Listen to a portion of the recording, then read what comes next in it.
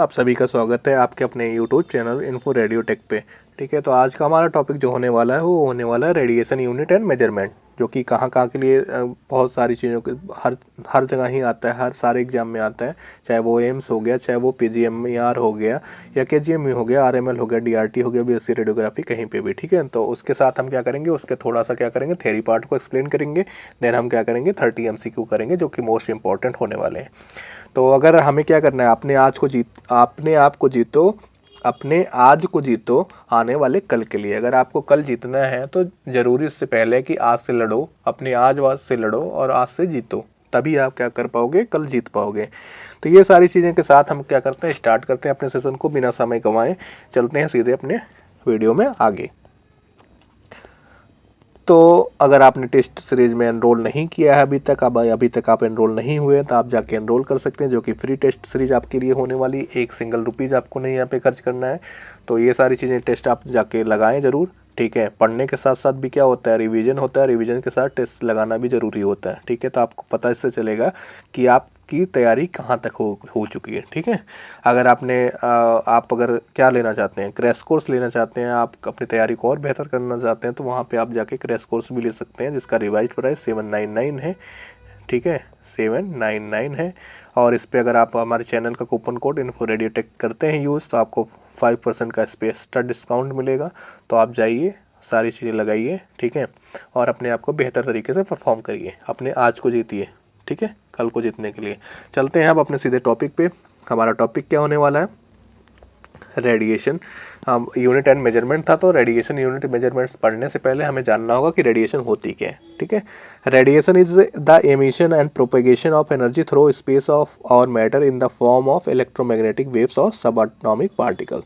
तो रेडिएशन क्या होती है कि एक एमिशन होता है। ठीक है, एमिशन होता है और प्रोपेगेशन होता है। किसका एमिशन और प्रोपेगेशन होता है, एनर्जी का। किसके थ्रू होता है, स्पेस और मैटर के through, in the form of electromagnetic waves. किसकी फॉर्म में ये प्रोपेगेट करते हैं, एमिट होते हैं, इलेक्ट्रोमैग्नेटिक वेव्स की फॉर्म में या सब एटॉमिक पार्टिकल्स की फॉर्म में। ठीक है, तो आगे चलते हैं। अगली लाइन में क्या लिखा हुआ है, इट कैन बी नेचुरल।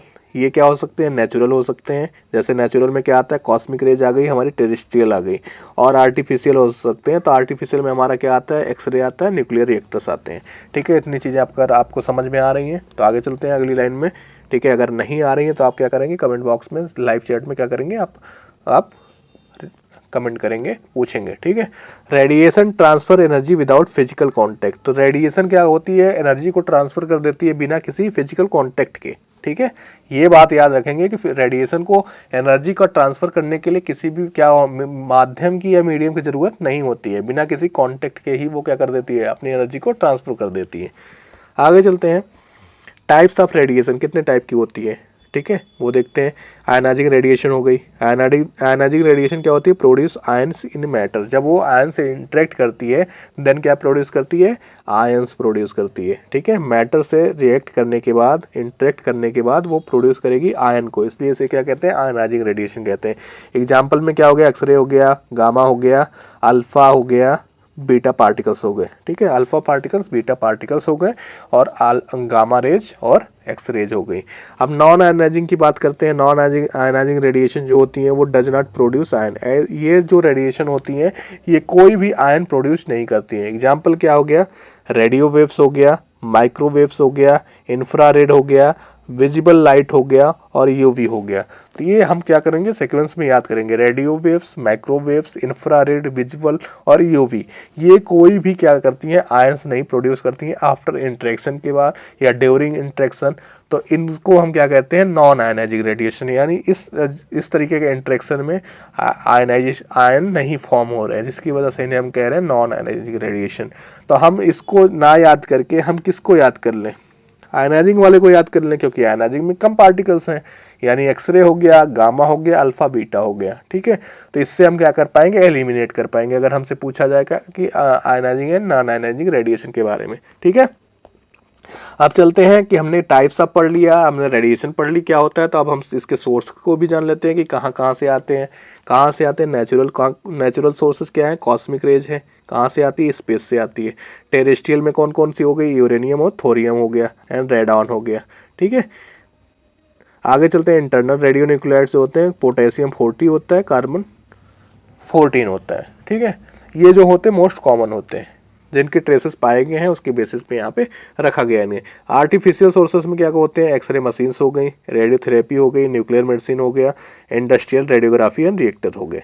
तो ये सारे क्या है, आर्टिफिशियल सोर्स है, जहाँ से हमें क्या होती है, रेडिएशन मिलती है या रेडिएशन निकलती है। ठीक है, आगे चलते हैं, interaction of radiation with matter. तो अब कैसे इंटरेक्ट करती है रेडिएशन मैटर के साथ। तो जो हमारे डायग्नोस्टिक में यूज होता है सिर्फ हमने उस इफेक्ट को लिया है। ठीक है, थेरेपी वाले पार्ट को नहीं लिया है। तो वो क्या क्या है, फोटो इलेक्ट्रिक इफेक्ट है, photon energy absorb by inner cell electrons. तो इंटरेक्शन जो होता है वो 5 टाइप्स का मेनली होता है। ठीक है, कौन कौन सा होता है, फोटो इलेक्ट्रिक हो गया, कॉम्पटन, फोटो इलेक्ट्रिक, कोहेरेंट और फोटो डिसइंटीग्रेशन और पेयर प्रोडक्शन। तो इतने तरीके के क्या होते हैं हमारे, मेनली क्या होते हैं, इंटरेक्शन होते हैं, जिसमें कि हमने यहाँ पे 3 ले रखे हैं। कौन कौन से, फोटो इलेक्ट्रिक ले रखे हैं, कॉम्पटन ले रखे हैं, पेयर प्रोडक्शन ले रखे हैं। ठीक है, तो इसके बाद मैं सोच रहा हूँ कि इंटरेक्शन वाले टॉपिक को ही ले लिया जाएगा। ठीक है, वो भी उससे भी उसका भी क्या होता है, खास वेटेज है। लेकिन कमल नयन के द्वारा ये कहा गया है कि मतलब पोजिशनिंग कराई जाए। ठीक है, तो पोजिशनिंग का भी स्केल रेडियोग्राफी जो है टोटल सारी एक वीडियो में कराई जाएगी, जिसके लिए कि पीडीएफ अभी आधा कंप्लीट हुआ है, इसकी वजह से आज वो क्लास नहीं हो पा रही है, आज इसकी क्लास हो रही है। तो अराउंड मान के चलिए कल या फिर संडे तक तो वो क्लास कराई जाएगी। ठीक है, तो उसमें सारे हम एक ही वीडियो में हम क्या करेंगे, पूरे स्केल रेडियोग्राफी को देख पाएंगे। ठीक है, तो बड़े बड़े शॉर्ट फॉर्म में बड़े आसानी से हम क्या कर पाएंगे, याद कर पाएंगे। उसमें जो भी एंगल्स हैं, जो भी हमारी बेस लाइन है, ठीक है, जो भी टर्म्स जितने भी हैं स्केल रेडियोग्राफी से रिलेटेड हैं, मैक्सिमम को हम क्या कर पाएंगे, कवर कर पाएंगे। ठीक है, तो यहाँ पे जो हमने 3 इफेक्ट दिए हैं वो यहाँ के लिए इंपॉर्टेंट है, इसलिए हमने दिए हैं। आगे चलते हैं, फोटो इलेक्ट्रिक इफेक्ट कब होगा, जब फोटोन से एनर्जी किसके द्वारा एब्जॉर्ब की जाएगी, इनर सेल इलेक्ट्रॉन के द्वारा की जाएगी। तो इनर सेल इलेक्ट्रॉन क्या करेगा, एनर्जी को एब्जॉर्ब करेगा, एब्जॉर्ब करने के बाद क्या करेगा, वो वहां से निकल जाएगा। कोई भी होगा, कोई भी आम इंसान जो होगा वो क्या कर लेता है, पैसे कमा लेता है, तो गांव से वो क्या चल जाता है, शहर में बस जाता है। ठीक है, तो वैसे ही ये इलेक्ट्रॉन भी होते हैं। इलेक्ट्रॉन ने बाहर से एनर्जी ली, एनर्जी जब इसके पास सफिशिएंट हो गई अपनी बाइंडिंग एनर्जी के बराबर या उससे ज़्यादा, तो इसने क्या किया कि अपने सेल को छोड़ दिया। तो सेल उसकी क्या हो जाएगी, वैकेंसी आ जाएगी उसके सेल में। ठीक है, यहाँ था वो बैठा हुआ, तो यहाँ से अब चला गया, तो यहाँ चला गया तो वैकेंसी क्रिएट हो गई। तो वो जो वैकेंसी क्रिएट हुई है उसको फिल करने के लिए क्या आएगा, बाहर से, यानी शहर से लोग आएंगे गाँव में। ठीक है, जिनके पास क्या होता है कि पैसे की कमी होती है, तंगी होती है। ठीक है, वो क्या आते हैं, गाँव आते हैं। तो जो बाहर वाले आएंगे गाँव, ठीक है, तो उनके और इनर सेल में और आउटर सेल में, तो ये इलेक्ट्रॉन जो आएगा वो आउटर सेल से आएगा। तो आउटर सेल से जो इलेक्ट्रॉन आएगा उसके एनर्जी में, और जो इनर सेल का इलेक्ट्रॉन जो ये छोड़ के गया था, इसकी बाइंडिंग एनर्जी में क्या होगा, डिफरेंस होगा। तो उस डिफरेंस की वजह से क्या होगा, एनर्जी का ट्रांजिशन होगा। एनर्जी के ट्रांजिशन की वजह से क्या होगी, एक्सरे प्रोड्यूस होगी। जो एक्सरे प्रोड्यूस होगी और अगर इलेक्ट्रॉन प्रोड्यूस होंगे, ठीक है, तो जो एनर्जी ट्रांजिशन एनर्जी की वजह से प्रोड्यूस हो रही है एक्सरे, उसी को हम क्या कहते हैं, कैरेस्टेटिक कहेंगे या फोटो इलेक्ट्रिक इफेक्ट कहेंगे। जो इफेक्ट होगा उसे हम क्या कहेंगे, फोटो इलेक्ट्रिक इफेक्ट कहेंगे।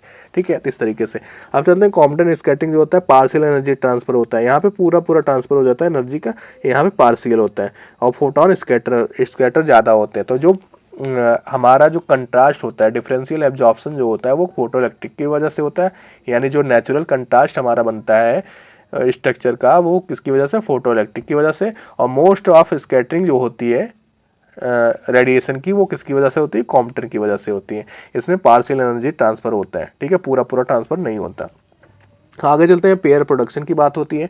पेयर प्रोडक्शन में क्या कह रहा है, photon converts two electron and positron pair. तो यानी जब जहाँ पे पेयर प्रोडक्शन होगा वहाँ पे क्या बनेंगे, 2 चीज़ बनेंगे। कौन कौन से बनेंगे, एक तो पॉजिट्रॉन बनेगा, एक इलेक्ट्रॉन बनेगा। ये पेयर में बन रहे थे, इसलिए हम इसे क्या कहते हैं, पेयर प्रोडक्शन कहते हैं। पेयर का मतलब 2, यानी युग्म होते हैं, जोड़ा होते हैं। तो उनको क्या होता है, 2 चीज़ें बन रही हैं यहाँ पे, एक इलेक्ट्रॉन प्रोड्यूस हो रहा है, एक पॉजिट्रॉन प्रोड्यूस हो रहा है। ठीक है, कॉजेज आयनाइजेशन एंड एक्साइटेशन। तो ये क्या करते हैं, आयनाइजेशन कॉज करेंगे और एक्साइटेशन कॉज करेंगे, जिसकी वजह से क्या होगा, बायोलॉजिकल इफेक्ट होगा। ठीक है, तो आगे चलते हैं अगली स्लाइड में। अगली स्लाइड में क्या करें, लेट की बात हो रही है। लेट का फुल फॉर्म क्या होती है, लीनियर एनर्जी ट्रांसफर। ठीक है, तो लीनियर एनर्जी ट्रांसफर क्या डेफिनेशन क्या है इसकी, energy deposited per unit path length, kilo electron volt पर माइक्रोमीटर। इसका क्या होता है, ये यूनिट है। और डेफिनेशन क्या कह रही है कि एनर्जी डिपॉजिट, यानी जितनी एनर्जी ये इस रेडिएशन जा रही है इसे पाथ से, ठीक है, इसने कितना डिपॉजिट किया है पर यूनिट पाथ लेंथ में, यानी एक यूनिट ये लेंथ है, इसमें इसने कितना एनर्जी को डिपॉजिट किया है, उसी को हम क्या कहते हैं, लीनियर एनर्जी ट्रांसफ़र कहते हैं। अगर हाई लेट है, जैसे हाई लेट की बात करें तो वो किसकी ज़्यादा है, सबसे अल्फा पार्टिकल्स की। डेंस आयनाइजेशन होता है, सबसे ज़्यादा आयनाइजेशन जिस भी रेडिएशन का होगा उसकी हाई लेट होगी, यानी वो क्या कर रही है, कम दूरी में ही ज़्यादा एनर्जी का क्या कर रही है, डिपोजिशन कर रही है, ज़्यादा एनर्जी को क्या कर दे रही है, छोड़ दे रही है, दे रही है, ठीक है। तो वो क्या हो जाएगा, हाई लेट हो जाएगा। लो लेट में क्या है, एक्सरे है, गामा है, बीटा पार्टिकल्स है, स्पार्स आयनाइजेशन, यहाँ पे आयनाइजेशन बहुत क्या होता है, कम होता है इसके कंपैरिजन में, ठीक है, अल्फा के।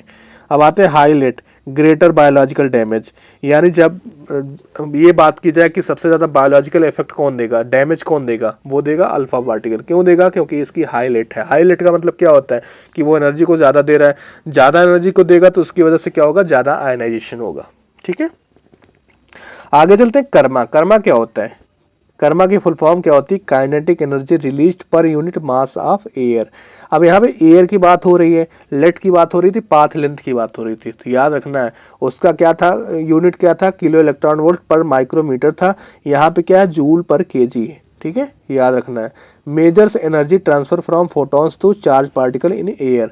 तो एयर में कितना एनर्जी रेडिएशन ने, फोटॉन से कितनी एनर्जी जो ट्रांसफ़र हुई है कहाँ से, फोटॉन से, और जो चार्ज पार्टिकल जो आयन प्रोड्यूस है उसको कहाँ पे, एयर में, उसी को मेजर करता है कौन, कर्मा, ठीक है।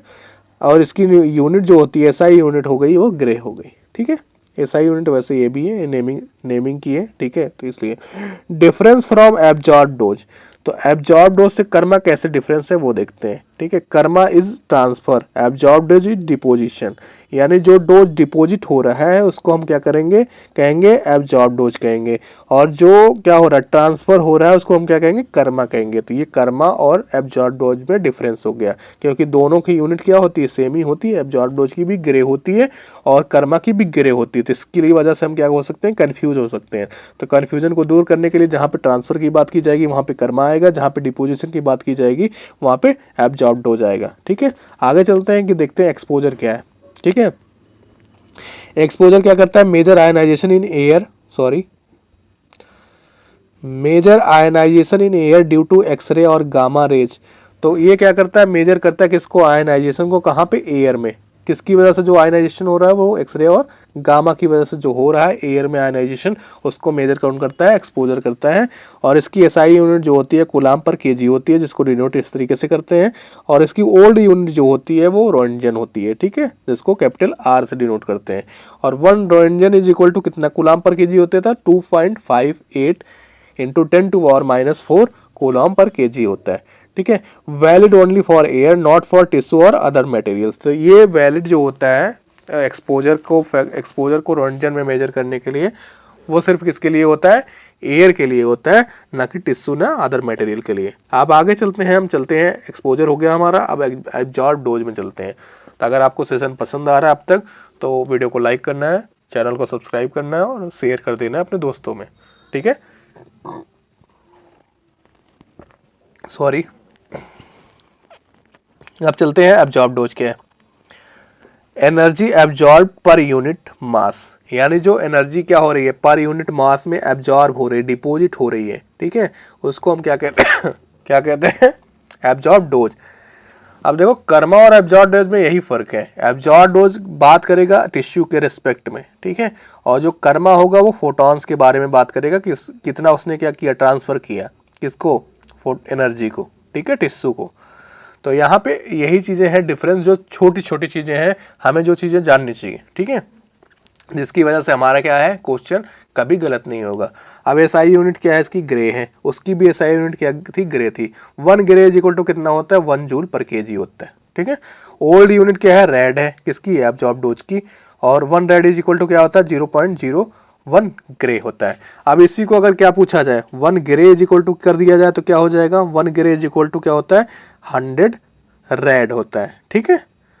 तो इस यूनिट को अगर हम क्या करते हैं अल्टरनेट कर ले, मतलब 1 रेड इज इक्वल टू दिया है 0.01 ग्रे, तो अगर इसमें दिया है तो वो 0.1 है, तो अगर हम 1 ग्रे इज इक्वल टू बोले तो क्या कर देंगे, इसमें 100 का मल्टीप्लाई कर देंगे। ठीक है, तो ये क्या हो जाएगा 100 रेड हो जाएगा। आगे चलते हैं, इक्विवेलेंट डोज क्या होती है। Consider biological effect of radiation type, तो ये क्या करती है, कंसीडर किया जाता है बायोलॉजिकल इफेक्ट को किसके बेसिस पे, रेडिएशन के टाइप पे।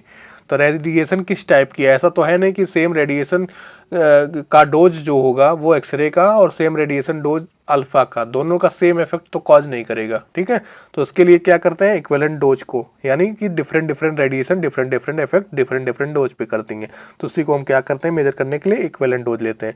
तो equivalent dose is equal to क्या होता है, absorb dose into radiation weighting factor.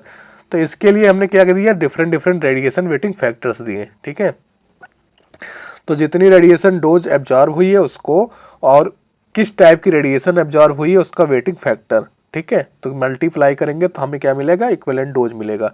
इसकी जो यूनिट होती है SI यूनिट, वो क्या होती है, सीवर्ट होती है।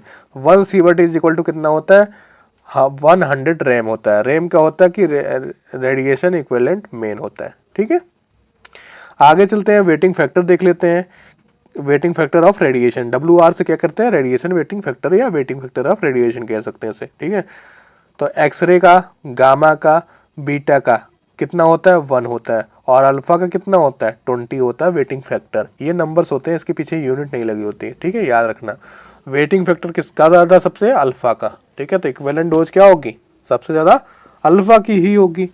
आगे चलते हैं, इफेक्टिव डोज। इक्विवेलेंट डोज हमने पढ़ लिया, अब इफेक्टिव डोज पढ़ते हैं।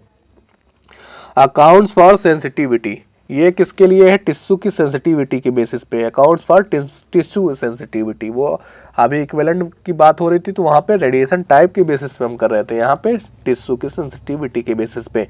इफेक्टिव डोज क्या हो गया, summation of equivalent dose into tissue waiting factors हो गया। ठीक है, तो यानी समेशन का मतलब क्या होता है, टोटल इक्विवेलेंट डोज हो गई और फिर टिश्यू वेटिंग फैक्टर हो गया। यानी टिश्यू, जैसे रेडिएशन वेटिंग फैक्टर होता है अलग अलग रेडिएशन का, वैसे ही अलग अलग टिश्यू का भी वेटिंग फैक्टर होता है।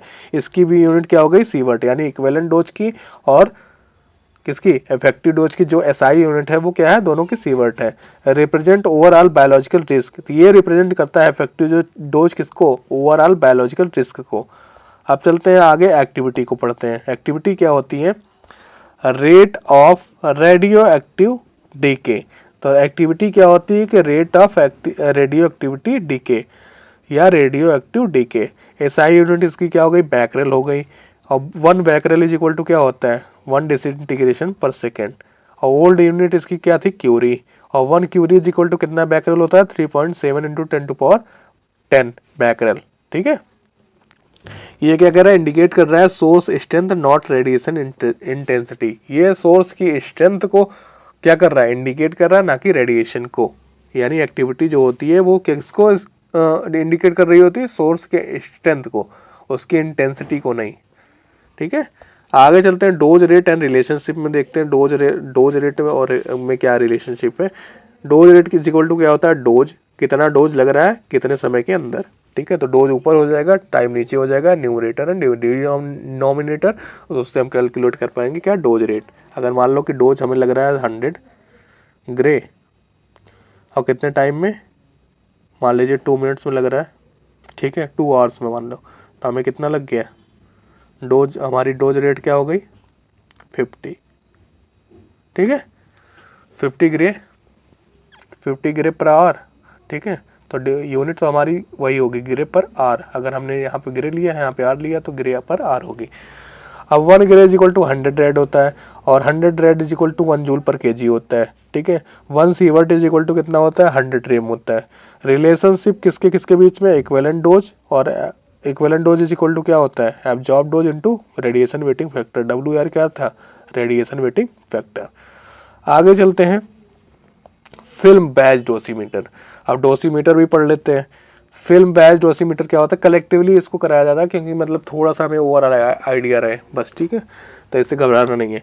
Consist of photographic film in holder with filters. तो ये क्या होता है कि फोटोग्राफिक फिल्म होती है जिसमें डिफरेंट तरीके के क्या होते हैं, फिल्टर्स होते हैं, जिससे वो रेडिएशन पास होकर फोटोग्राफिक फिल्म तक पहुंचती है। उसके बेसिस पे हम डेंसिटी के बेसिस पे हम क्या करते हैं, मेजर करते हैं डोज को।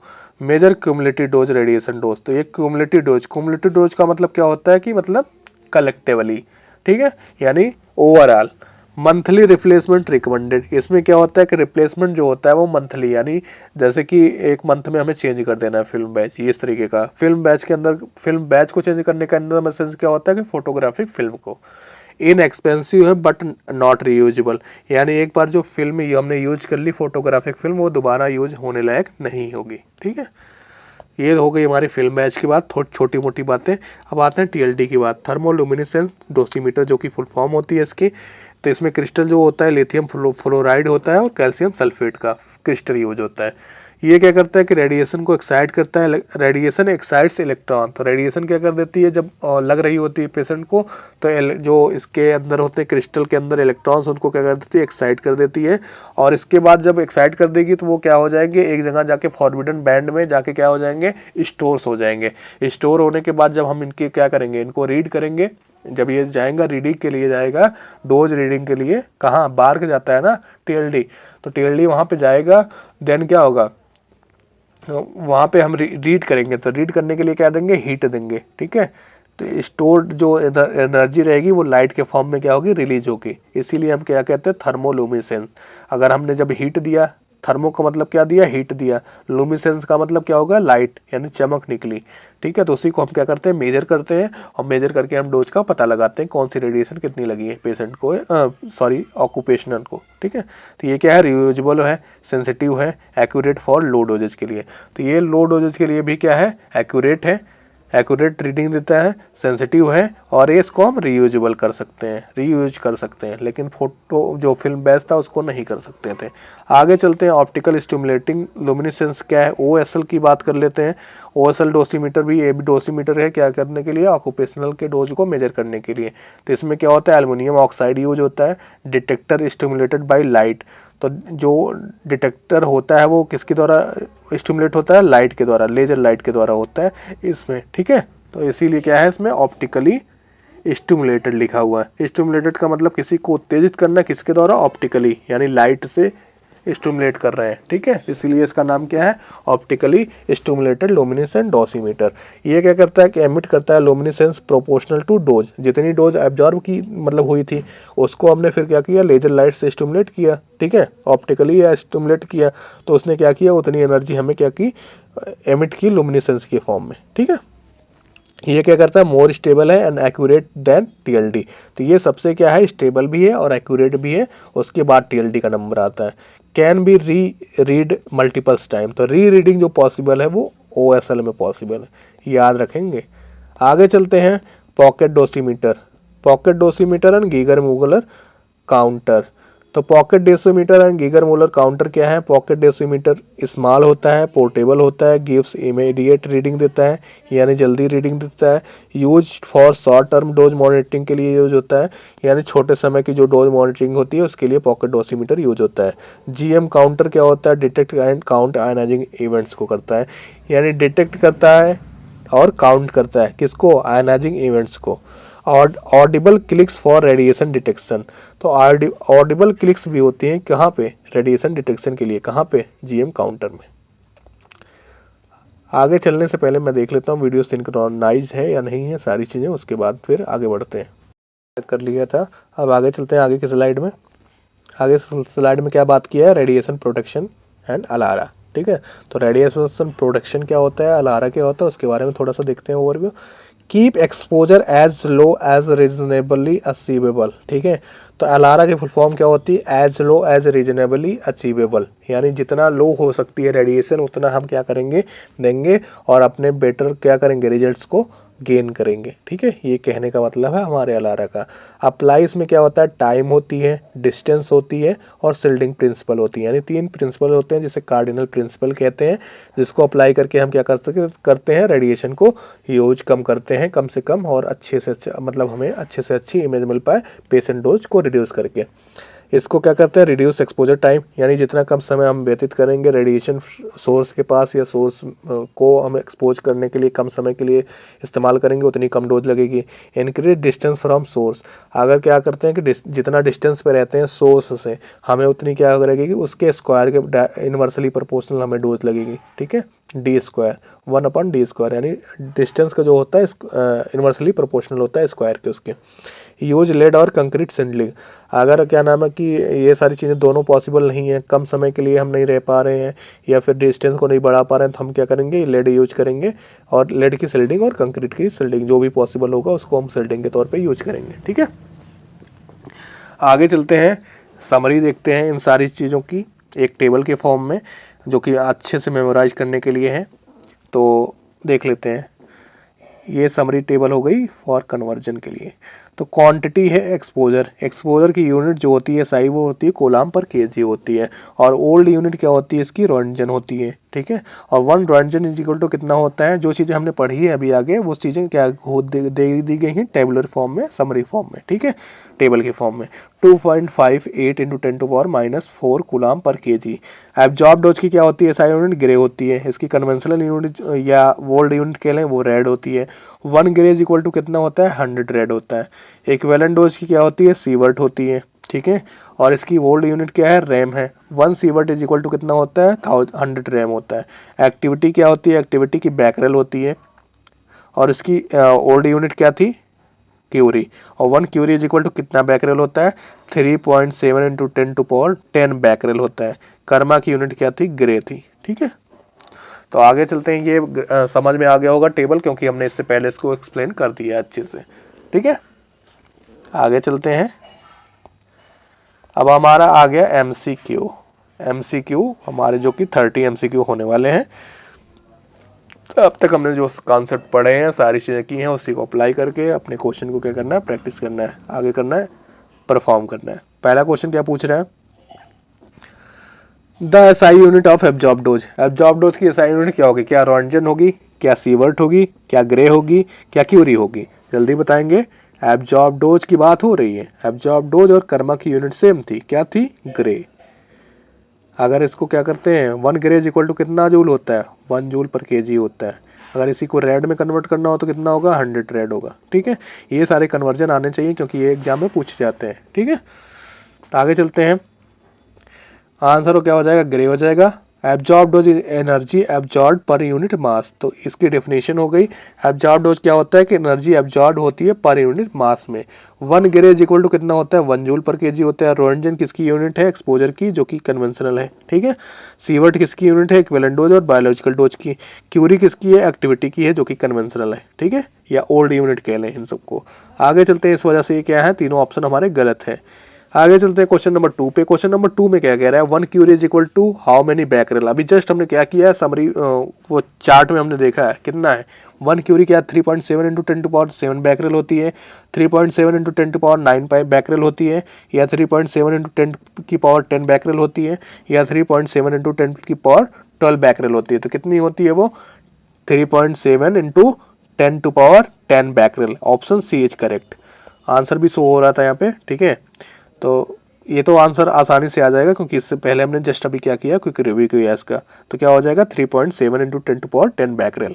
और ABD क्या है, इनकरेक्ट मैग्नीट्यूड है, जो कि अलग अलग हमें क्या दिए गए थे, डाटा दिए गए थे, तो उसका कोई एक्सप्लेनेशन यहाँ पे एग्जैक्ट है नहीं। ठीक है, अब आते हैं क्वेश्चन नंबर 3 में क्या कह रहा है। क्वेश्चन नंबर 3 में क्या कह रहा है, the SI unit of exposure is, exposure की SI यूनिट क्या होती है, क्या रोंटजन होती है, रोंटजन तो क्या है, ओल्ड वाली है। कूलाम पर kg होती है क्या ग्रे होती है, क्या सीवर्ट होती है, जल्दी बताएंगे। ऑप्शन क्या हो जाएगा, ऑप्शन बी हो जाएगा, कूलाम पर kg हो जाएगा। ठीक है, अब चलते हैं इसका आंसर और एक्सप्लेनेशन देख लेते हैं। आंसर क्या हो जाएगा, कूलाम पर kg। ओल्ड यूनिट इसकी क्या थी, मतलब वो ए ऑप्शन क्या था, उसकी ओल्ड यूनिट थी यानी रोंटजन। और एब्जॉर्ब डोज ऑप्शन सी क्या कह रहा है, वन से देख लेते हैं। ग्रे किसकी होती है, एब्जॉर्ब डोज की होती है, और सीवर्ट किसकी होती है, इक्विवेलेंट डोज की। ठीक है, तो ये सारी चीज़ें हो गई। आगे चलेंगे क्वेश्चन नंबर 4 पे। क्वेश्चन नंबर 4 में क्या कह रहा है, कर्मा। यहाँ पे आंसर भी दिख जा रहे हैं हमें, ये गलती है, थोड़ा हम इसको क्या कर लेते हैं, बड़ा कर लेते हैं। ओके, कर्मा, कर्मा रिप्रेजेंट किसको करता है, energy deposited in tissue, option A कह रहा है, ऑप्शन बी कह रहा है energy transferred from photons two electrons, total number of disintegration ion pairs formed in air. जल्दी बताएंगे, इसका ट्रांसफर्ड और डिपोजिशन के बारे में मैंने बता रखा है, इससे पहले चर्चा हुई है।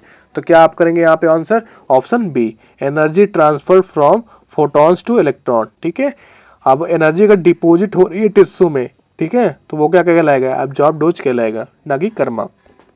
तो ऑप्शन बी हमारा क्या हो जाएगा, करेक्ट हो जाएगा, ऑप्शन बी। आगे चलते हैं, क्वेश्चन इसका आंसर और एक्सप्लेनेशन देख लेते हैं। आंसर और एक्सप्लेनेशन क्या हो गया, energy transfer from photons to electron. तो एनर्जी कहाँ से ट्रांसफर हुई है, फोटॉन से इलेक्ट्रॉन को। ठीक है, और ये क्या है, एब्जॉर्ब डोज था ऑप्शन ए, और सी क्या था, एक्टिविटी था, डी क्या था, एक्सपोजर को इंडिकेट कर रहा था। ठीक है, ion pairs formed in air, जब आयन पेयर बनेंगे कहाँ पे, एयर में, तो उसे हम क्या कहेंगे, एक्सपोजर कहेंगे। आगे चलते हैं क्वेश्चन नंबर 5 में। क्वेश्चन नंबर 5 में क्या कह रहा है, the radiation with highest LET. LET की बात हुई थी इससे पहले, तो सबसे ज़्यादा एलईटी किसका होगा, वो क्या एक्सरे का होगा, क्या वो गामा रेज का होगा, क्या वो अल्फा पार्टिकल का होगा, क्या वो बीटा पार्टिकल का होगा। जल्दी बताएंगे, रेडिएशन जिसकी सबसे ज़्यादा एलईटी हो, लीनियर एनर्जी ट्रांसफ़र, यानी वो ट्रेवल करे तो सबसे ज़्यादा एनर्जी का क्या करे, ट्रांसफ़र करे, तो वो क्या होगा, क्या वो एक्सरे होगी, क्या वो गामा होगी, क्या वो अल्फा पार्टिकल होगा, क्या वो बीटा पार्टिकल होगा। तो पार्टिकल में होगा कौन सा, alpha particle, option C is correct. इसका चलते हैं आंसर और एक्सप्लेनेशन देख लेते हैं।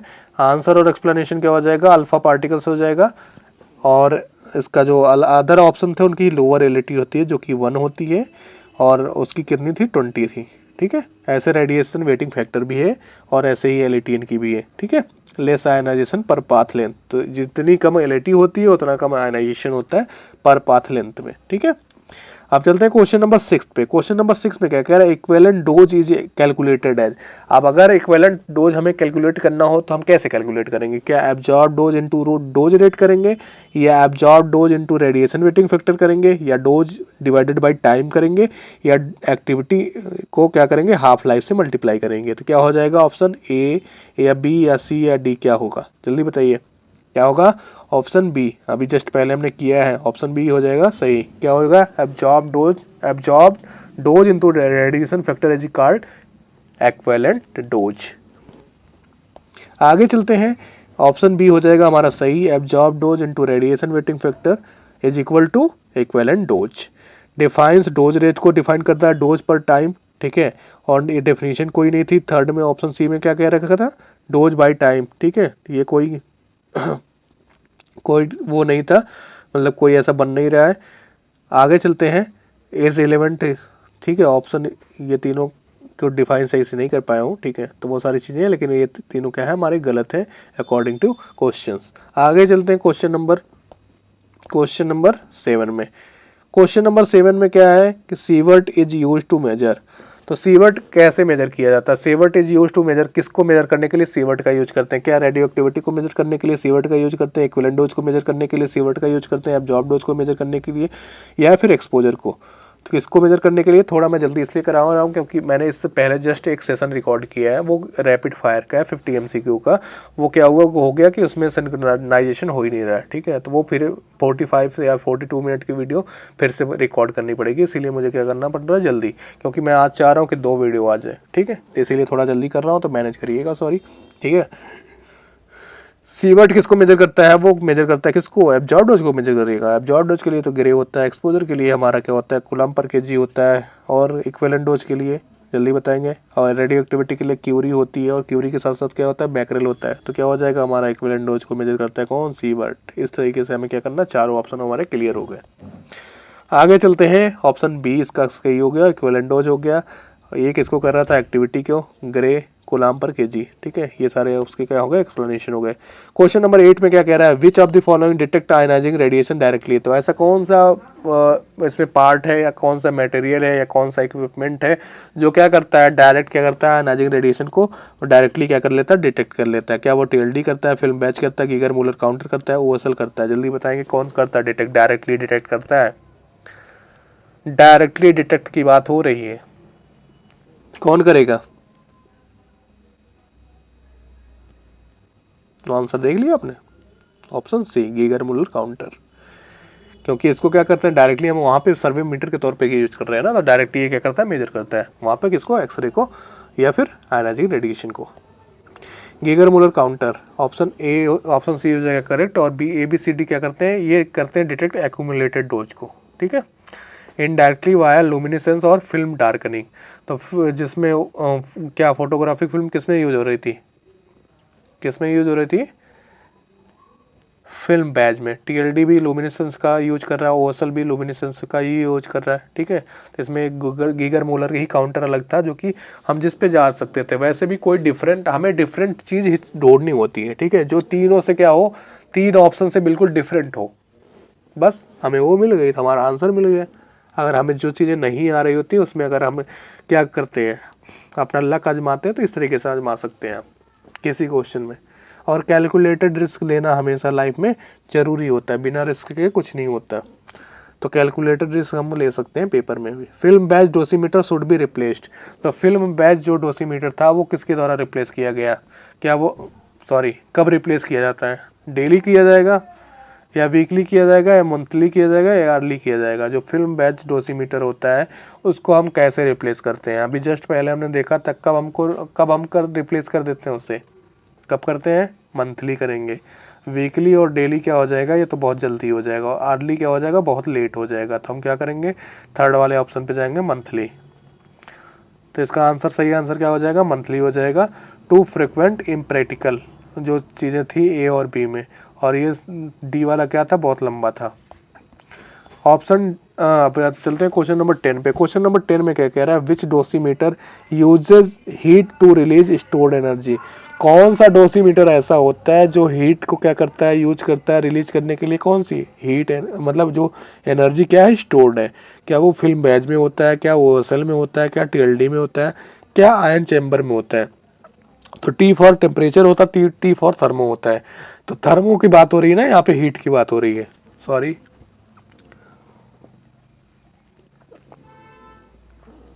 हीट की बात हो रही है, थर्मो की बात हो रही है, ठीक है। तो TLD में थर्मो होता है, तो ऑप्शन सी हो जाएगा हमारा, करेक्ट हो जाएगा, ठीक है। तो ऑप्शन 10, क्वेश्चन 10 के अकॉर्डिंग हमारा ऑप्शन क्या हो जा रहा है, TLD बैच जा रहा है, जिसमें हम क्या करते हैं, हीट को यूज करते हैं रिलीज करने के लिए जो स्टोर्ड एनर्जी है। तो ऑप्शन हमारा सी हो गया।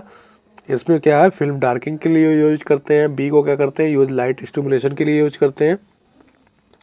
OSL को क्या, OSL में हम लाइट को यूज करते हैं स्टिमुलेशन के लिए, और डी में क्या है, रियल टाइम एक्सपोजर मेजर है, आयन चैम्बर, ठीक है। Geiger Muller chamber, Geiger Muller जो काउंटर है वो भी क्या है, एक आयन चैम्बर ही है।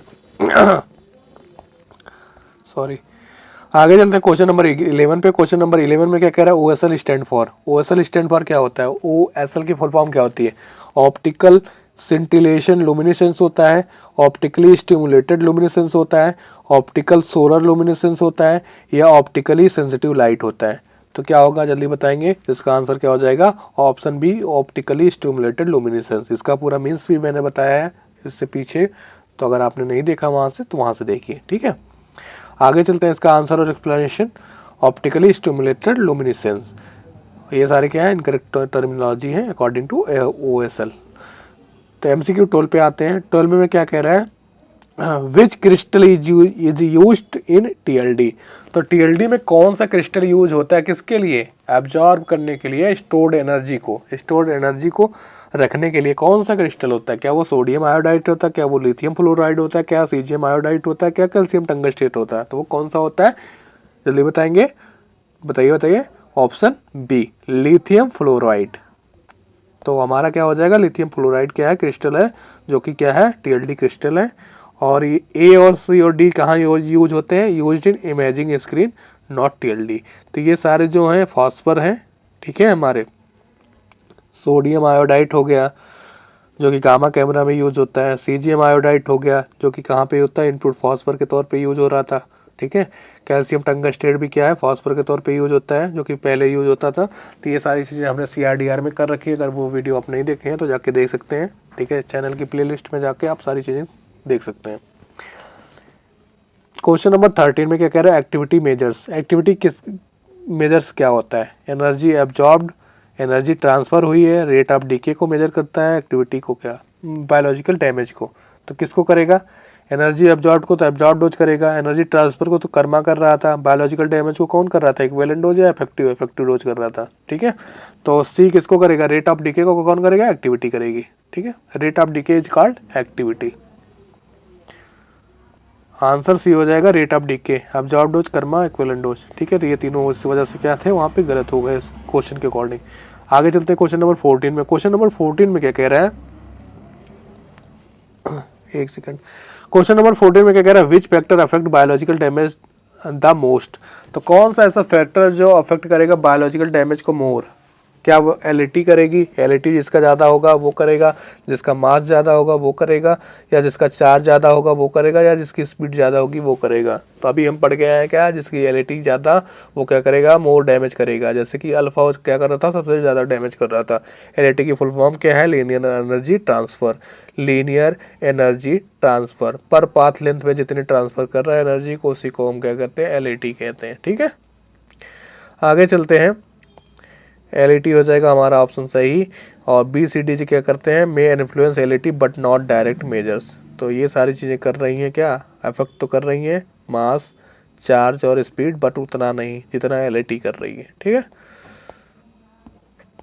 अब चलते हैं क्वेश्चन नंबर 15 में। क्वेश्चन नंबर 15 में क्या कह रहा है, the unit rem is used for. तो रेम आया था ना हमारा कहीं पे, कहाँ पे, इक्विवेलेंट डोज में आया होगा रेम। तो रेम किसको, मैं बता दिया आंसर ही। The unit rem is used for, किसके लिए यूज होती है, एक्सपोजर के लिए, एब्जॉर्ब डोज के लिए, इक्विवेलेंट डोज के लिए, एक्टिविटी के लिए, किसके लिए यूज होती है रेम, रेम यूज होती है हमारी इक्विवेलेंट डोज के लिए। ठीक है, ऑप्शन सी इज करेक्ट। तो अगर सेशन आपको अच्छा लग रहा है तो आपको वीडियो लाइक करनी है, चैनल को सब्सक्राइब कर देना है, और क्या कर देना, अपने दोस्तों में शेयर कर देना, जरूर कर देना इतना सपोर्ट के लिए। ठीक है, तो आंसर क्या हो गया हमारा, इक्विवेलेंट डोज हो गया, और ये सब क्या है, इनकरेक्ट क्वांटिटी है, A N B C D. अब आते हैं क्वेश्चन नंबर 16 पे। क्वेश्चन नंबर 16 में पूछ रहा है कि 1 ग्रेज इक्वल टू कितना रेड होता है। वहाँ पे क्या दिया था, 1 rad is equal to 0.01 gray दिया था। अगर ये यूनिट आपको दी जाए एग्जाम में, ये ग्रे है, जी वाई है। ठीक है, अगर ये यूनिट आपको दी जाए एग्जाम में और बोला जाए कि इसको कन्वर्ट कर दीजिए आप किस में, 1 ग्रे को कर दीजिए रेड में, यानी 1 ग्रे को फिर रेड में कर दीजिए, तो क्या आप कर पाएंगे, वही यहाँ पे करना है। तो कितना हो जाएगा, क्या 1 होगा, क्या 10 होगा, क्या 100 होगा, क्या 1000 होगा। तो कितना हो जाएगा, option C, C is correct. 1 grays equal to कितना होता है, 100 रेड होता है। यहाँ पे आंसर भी दिख रहा था क्योंकि ये आसान क्वेश्चन था। ठीक है, आगे चलते हैं क्वेश्चन नंबर 17 में। क्वेश्चन नंबर 17 में क्या कह रहा है, which detects radiation using gas ionisation. तो कौन सा ऐसा डिटेक्टर है जिसमें गैस आयनाइजेशन यूज हो रहा है। क्या टीएलडी में गैस यूज हो रही थी, नहीं जी, क्रिस्टल यूज हो रहा था, जो कि एनर्जी को स्टोर कर रहे थे, उसके बाद उसको हीटअप किया जा रहा था, फिर क्या हो रहे थे, वो एनर्जी को रिलीज कर रहे थे लाइट की फॉर्म में, लुमिनेसेंस की फॉर्म में। ओएसएल का भी ऐसा कुछ है, ओएसएल और टीएलडी में जस्ट इतना डिफरेंस है कि इसमें क्रिस्टल डिफरेंस है, और ये ऑप्टिकली स्टिमुलेट किया जा रहा है। ये किसके द्वारा किया जा रहा है, थर्मो के द्वारा। ठीक है, जीएम काउंटर, ये तो आयनाइजेशन चैम्बर है। ऑप्शन डी क्या है, फिल्म बैच है। तो कौन सा डिटेक्ट करता है, using which detects radiation using gas ionisation. तो गैस आयनाइजेशन किस में होता है, जल्दी बताइए, जीएम काउंटर में। ठीक है, गीगर मूलर काउंटर में गैस कौन सी यूज होती है, आर्गन जैसी इनर्ट गैसें यूज होती हैं। ठीक है, आगे चलते हैं, इसका आंसर और एक्सप्लेनेशन देख लेते हैं। क्या हो जाएगा, option C, Geiger Muller counter. Solid state और फोटोग्राफिक डिटेक्शन है, जो कि ए और बी डी में जो ऑप्शन में दिए गए हमारे, फिल्म बैच हो गया, टीएलडी हो गया, ओएसएल हो गया। ठीक है, सॉरी, आगे चलते हैं क्वेश्चन नंबर 18 में। क्वेश्चन नंबर 18 में क्या कह रहा है, which principle underlies radiation safety. तो कौन सा प्रिंसिपल है अंडरलाइज करता है रेडिएशन सेफ्टी को, क्या वो लारा करती है, क्या इनवर्स स्क्वायर ला करता है, केवल ओनली लगा है वर्ड, ये बड़ा घातक वर्ड होता है। Linear threshold theory, half life reduction. तो कौन करता है प्रिंसिपल को, जहाँ पे भी कहीं रेडिएशन प्रोटेक्शन या सेफ्टी की बात आएगी, अगर अलारा दिया है तो सबसे पहले हम अलारा पे जाएंगे, ऑप्शन ए इज करेक्ट। ठीक है, तो क्या हो जाएगा, ALARA, as low as reasonable achievable. अब आते हैं part safety but not full principle. तो सिर्फ एक ही की बात की गई है, तो सी और डी क्या है, ये हाफ लाइफ से, लीनियर थ्रेशोल्ड जो हो गया थ्योरी, और हाफ लाइफ रिडक्शन हो गया, ये क्या है, प्रोटेक्शन से रिलेटेड नहीं है। यह सेफ्टी से रिलेटेड नहीं है। अब कहते हैं क्वेश्चन नंबर 19 में। क्वेश्चन नंबर 19 में क्या कह रहा है, tissue waiting factor for gonads approximately. तो गोनेड्स के लिए जो अप्रॉक्सीमेटली जो होता है वेटिंग फैक्टर, यहाँ पे देखिए अप्रॉक्सीमेटली लिखा है, ना कि कंप्लीटली हमको सही नहीं लिखा है कि मतलब एकदम एक्यूरेट बताना है। तो हम क्या जाएंगे, क्या 0.1 होता है, 0.1 किसका होता है टिश्यू वेटिंग फैक्टर गोनेड्स के लिए, या 0.05 होता है, 0.01 होता है, या 0.20 होता है। तो क्या होता है वो ऑप्शन डी हो जाएगा 0.20। ठीक है, टिश्यू वेटिंग फैक्टर यानी सबसे ज्यादा क्या होता है अफेक्टेड होता है हमारा गोनेड्स, किसकी वजह से, रेडिएशन की वजह से। सेंसिटिविटी क्या है इसकी, ज्यादा है। आगे चलते हैं, इसका आंसर देख लेते हैं। जी हाँ, क्या हो जाएगा 0.2 हो जाएगा, जो कि क्या है, और सबके टिश्यू की क्या है लोअर सेंसिटिविटी है, इसकी ज़्यादा है, इसलिए इसका क्या है टिश्यू वेटिंग फैक्टर ज़्यादा है। अब चलते हैं क्वेश्चन 20 पे। क्वेश्चन 20 में क्या कह रहा है, which of the following radiation is non ionising radiation. तो इसमें से कौन सा ऐसा रेडिएशन है जो नॉन आयनाइजिंग है। मैंने उस समय जब रेडिएशन को बता रहा था, तो उस समय मैंने कहा था कि अभी आपसे पूछा जाएगा नॉन आयनाइजिंग या आयनाइजिंग, तो हम क्या किसको याद कर लेंगे, आयनाइजिंग को कर लेंगे। क्या गामा आयनाइजिंग होती है, जी हाँ। एक्सरे होती है, जी हाँ। अल्फा भी होती है, जी हाँ। तो हमारा क्या बचा, माइक्रोवेव्स जो बचा वो हमारी नॉन आयनाइजिंग रेडिएशन है। ठीक है, तो आंसर हमारा क्या हो गया, सी हो गया। इसको देख लेते हैं, क्या हो जाएगी माइक्रोवेव्स, और जो जितनी भी है एक्सरे, गामा और अल्फा पार्टिकल, वो क्या है आयनाइजिंग रेडिएशन है। अब चलते हैं क्वेश्चन नंबर 21 में। क्वेश्चन नंबर 21 में क्या बोला है, एसआई यूनिट ऑफ कर्मा। तो कर्मा की एसआई यूनिट क्या होती है, सीवर्ट होती है, ग्रे होती है, क्यूरी होती है, रोंटन होती है। तो कर्मा और एब्जॉर्ब डोज की जो यूनिट होती है वो सेम होती है, तो वो क्या हो जाएगी, ग्रे हो जाएगी। ठीक है, हमने चार्ट के थ्रू भी देखा था, और हमने किसके थ्रू देखा, क्वेश्चन के थ्रू भी देखा, और हमने इसकी डेफिनेशन में भी देखा। ठीक है, तो 3 जगह देखा। अगर आप इसके बाद भी आप भूल रहे हैं तो बहुत गलत बात है। ठीक है, इसका आंसर और एक्सप्लेनेशन देख लेते हैं। ग्रे हो जाएगा इक्विवेलेंट डोज की वो हो गई, एक्टिविटी की क्या हो गई, बैकरेल या क्यूरी हो गई, एक्सपोजर का क्या हो गया, रोंटन हो गया। आगे चलते हैं क्वेश्चन नंबर 22 में। क्वेश्चन नंबर 22 में क्या कह रहा है, which instrument gives an immediate dose reading, यानी जल्दी से हमें रीडिंग चाहिए, यानी तुरंत एक्सपोज हो, तुरंत हमें दे दे। तो वो कौन सा होगा, फिल्म बैज होगा, पॉकेट डोसीमीटर होगा, टीएलडी होगा, यूएसएल होगा। तो कौन सा होगा, वो होगा pocket dosimeter, option B is correct. ठीक है, इसका आंसर और एक्सप्लेनेशन देखते हैं। पॉकेट डोसीमीटर आज एक्सप्लेनेशन मैंने नहीं रखा है, क्योंकि हमने इससे पहले चर्चा कर ली है, तो ज़्यादा इसमें कुछ एक्सप्लेन करने लायक था नहीं, इसलिए एक्सप्लेनेशन ज़्यादा नहीं रखा है। ठीक है, तो नीड क्या होती है, लैब प्रोसेसिंग की और सबको होती है, यानी कि वो इमीडिएट रीडिंग हमें नहीं देते हैं। वो क्या करते हैं, पहले एक्सपोज होते हैं, देन उसको रीड किया जाता है, देन वो रिजल्ट देते हैं। जैसे हमारा सीआर में होता था, सीआर में हमने क्या कर लिया, कैसेट को एक्सपोज कर लिया, देन रीड करेंगे।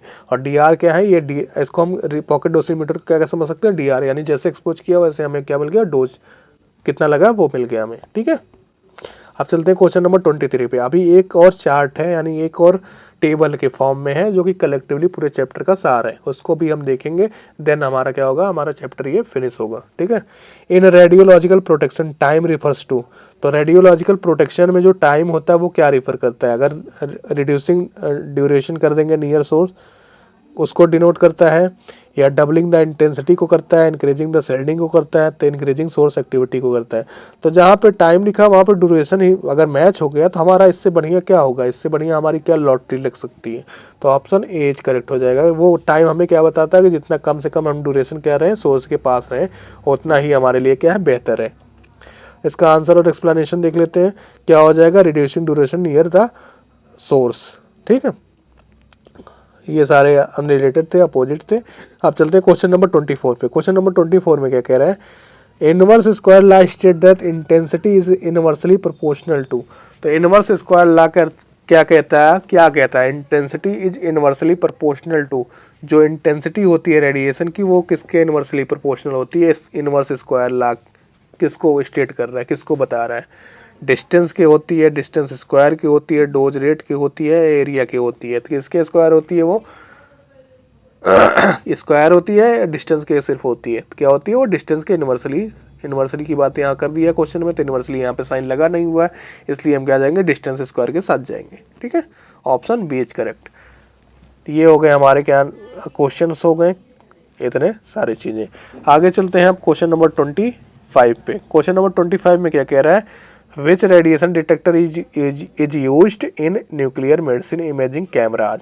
तो कौन सा डिटेक्टर यूज करते हैं हम कहाँ पे न्यूक्लियर मेडिसिन में, एनएम में, किसके लिए, इमेजिंग कैमरा के लिए। तो कौन सा, सेंटीलेटर डिटेक्टर यूज करते हैं, फिल्म बैज यूज करते हैं, टीएलडीए करते हैं, ओएसएल करते हैं। तो ये सब डिटेक्टर क्या है, ये तो डोजीमीटर है। और बात किसकी की जा रही है, डिटेक्टर की बात की जा रही है। डिटेक्ट वो भी करता है, बट डोजीमीटर और डिटेक्टर में क्या अंतर होता है, उसके जो हमारे रिजल्ट होते हैं वो चेंज हो जाते हैं, उसका जो पर्पज होता है वो चेंज होता था। डिटेक्ट तो करते हैं बट चेंज हो जाता है उनका पर्पज। तो यहाँ पे क्या हो जाएगा, सेंटीलेटर डिटेक्टर। एक ही में डिटेक्टर लिखा था तो आप आसानी से क्या कर सकते हैं, जा सकते थे। ठीक है, तो क्या हो जाएगा, सेंटीलेटर डिटेक्टर इसका आंसर हो जाएगा, जो कि sodium iodide crystal gamma camera के फॉर्म में होता है सेंटीलेटर डिटेक्टर के तौर पे। ठीक है, ये सब क्या है, पर्सनल डोसीमीटर है। आगे चलते हैं, क्वेश्चन नंबर 26 में क्या कह रहा है, effective dose considers. Effective dose क्या कंसीडर करता है, रेडिएशन टाइप को सिर्फ करता है, या टिश्यू सेंसिटिविटी को करता है, या बोथ को करता है, both radiation type and tissue sensitivity को, या डोज रेट ओनली को। तो इफेक्टिव डोज जो होता है वो दोनों को करता है। और अगर यहीं पे इक्विवेलेंट डोज की बात होती है तो वो किसको करता है, रेडिएशन टाइप को करता है, रेडिएशन टाइप को करता ना, जिसको क्या कहते हैं, जिसकी वजह से हम रेडिएशन वेटिंग फैक्टर ले रहे थे, और एब्जॉर्ब डोज को।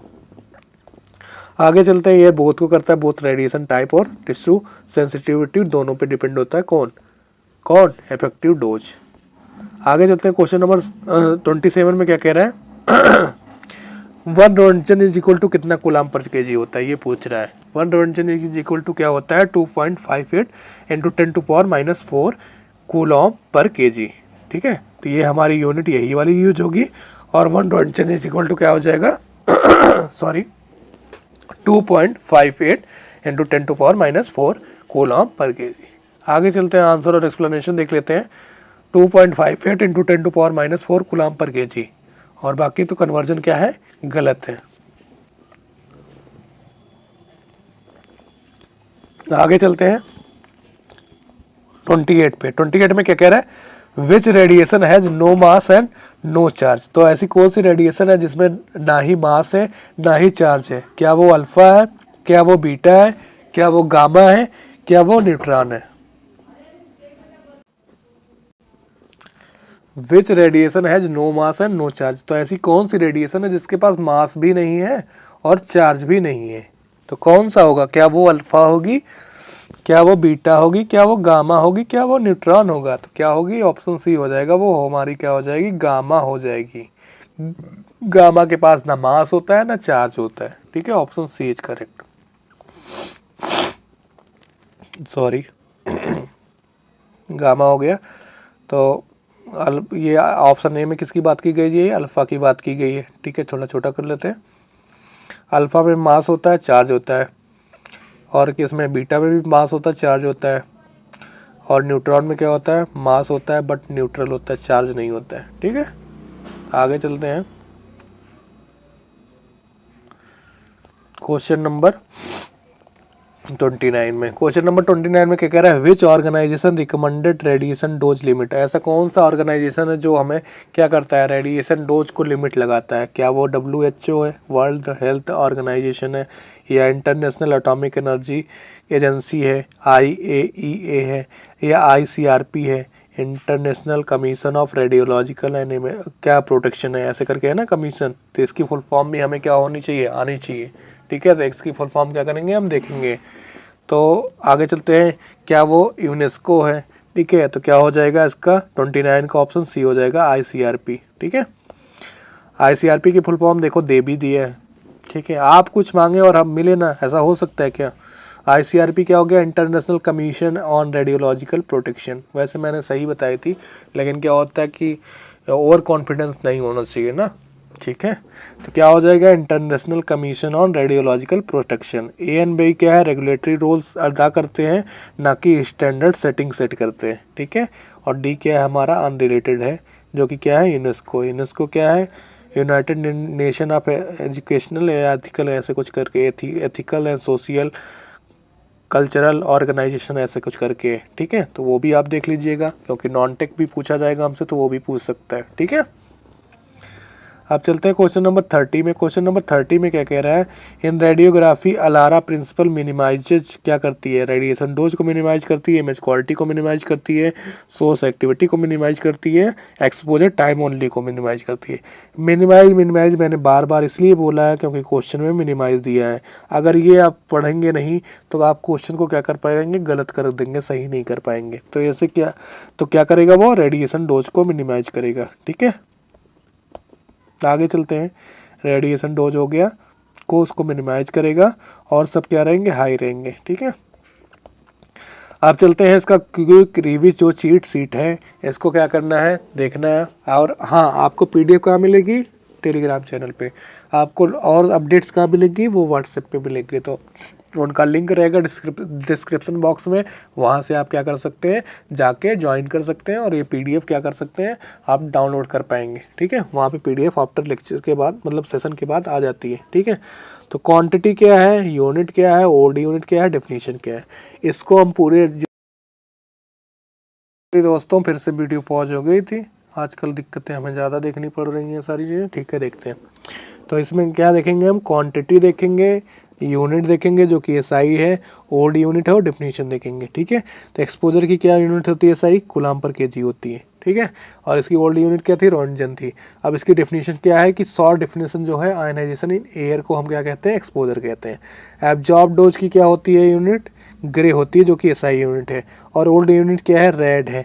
और इसकी डेफिनेशन क्या है, एब्जॉर्ब डोज की, एनर्जी एब्जॉर्ब पर मास, पर यूनिट मास। ठीक है, तो पर यूनिट मास जो एब्जॉर्ब हो रही है एनर्जी, उसी को हम क्या कह रहे हैं, एब्जॉर्ब डोज कह रहे हैं। इक्विवेलेंट डोज क्या होता है इसका, एसआई यूनिट क्या होती है, सीवर्ट होती है। और ओल्ड यूनिट क्या होती है, रैम होती है। तो इसका जो equivalent dose is equal to क्या होता है, एब्जॉर्ब डोज हो गया और वेटिंग फैक्टर हो गया, यानी रेडिएशन वेटिंग फैक्टर की बात हो रही है। ठीक है, एक्टिविटी की यूनिट क्या होती है, एसआई बैकरेल होती है। और इसकी ओल्ड यूनिट जो होती है वो क्यूरी होती है। और ये क्या होता है, इसकी डेफिनेशन क्या होगी, डिसइंटीग्रेशन पर सेकंड। डिसइंटीग्रेशन पर सेकंड जो हो रहा है उसको हम क्या कहेंगे, एक्टिविटी कहेंगे। कर्मा क्या होता है, कर्मा की यूनिट क्या होती है, एसआई ग्रे होती है। और इसकी ओल्ड यूनिट कोई है नहीं, और इसकी डेफिनेशन क्या है कि energy transfer from photons to electron. तो ट्रांसफर्ड वर्ड आएगा तो क्या हो जाएगा, कर्मा हो जाएगा। अगर डिपोजिट वर्ड या एब्जॉर्ब वर्ड आएगा तो वो क्या हो जाएगा, एब्जॉर्ब डोज हो जाएगा। एलएटी क्या होता है कि एलएटी की जो यूनिट होती है एसआई, वो क्या होती है, किलो इलेक्ट्रॉन वोल्ट माइक्रोमीटर होती है, पर माइक्रोमीटर होती है, जो कि क्या होता है, एनर्जी डिपोजिट पर पाथ लेंथ होता है। ठीक है, एलएटी यानी लीनियर एनर्जी ट्रांसफर। आगे चलते हैं, थोड़े से और कन्वर्जन दिए गए हैं, उस कन्वर्जन को भी हम देख लेते हैं। 1 ग्रे इज इक्वल टू क्या होता है, 100 रेड होता है। 1 सेवर्ट इज इक्वल टू कितना होता है, 100 रेम होता है। 1 curie is equal to 3.7 into 10⁻10 becquerel होता है। 1 रोंटजन इज इक्वल टू क्या होता है, 2.58 इंटू 10⁻⁻4 कूलम पर केजी। तो ये पूरे चैप्टर का सार हो गया हमारा। ठीक है, पूरे चैप्टर की समरी वाइज हो गया। तो ये सारी चीज़ें क्या करना है कि एक बार आपको एग्जाम टाइम से पहले जस्ट देख के जाना, क्विक रिव्यू करके जाना। वैसे मैं एग्जाम से पहले जस्ट बहुत सारी चीज़ें प्लान किया हूँ, अगर वो एग्जीक्यूट हो जाएगी तो आपको बहुत आसानी होगी। ठीक है, तो सारी चीज़ें करते रहना है, अच्छे से करना है, कोई चीज़ घबराने की बात नहीं, कोई चीज़ें हेजिटेट नहीं होना है। और हाँ, अगर आपने टेस्ट सीरीज लेना है तो आप टेस्ट सीरीज लेने के लिए एस्पायरेंट ऐप पे जा सकते हैं, वहाँ से ले सकते हैं सारी चीज़ें, अपनी तैयारी को बेहतर कर सकते हैं। और अगर आपने अभी तक चैनल को सब्सक्राइब नहीं किया तो चैनल को सब्सक्राइब करें, वीडियो को लाइक करें अगर वीडियो सेशन पसंद आ रहा है तो, और चैनल को सब्सक्राइब जरूर करें। आपका एक सब्सक्राइब हमारे लिए क्या करेगा, ऐसे ही वीडियो बनाने के लिए मोटिवेट करेगा, बूस्ट करेगा हमारी एनर्जी को। ठीक है, तो थैंक यू फॉर वॉचिंग, और please like share and subscribe our YouTube channel. और पीडीएफ के लिए और मोर अपडेट के लिए व्हाट्सएप चैनल और टेलीग्राम चैनल को जरूर ज्वाइन एंड फॉलो करें। ठीक है, तो थैंक यू फॉर वॉचिंग।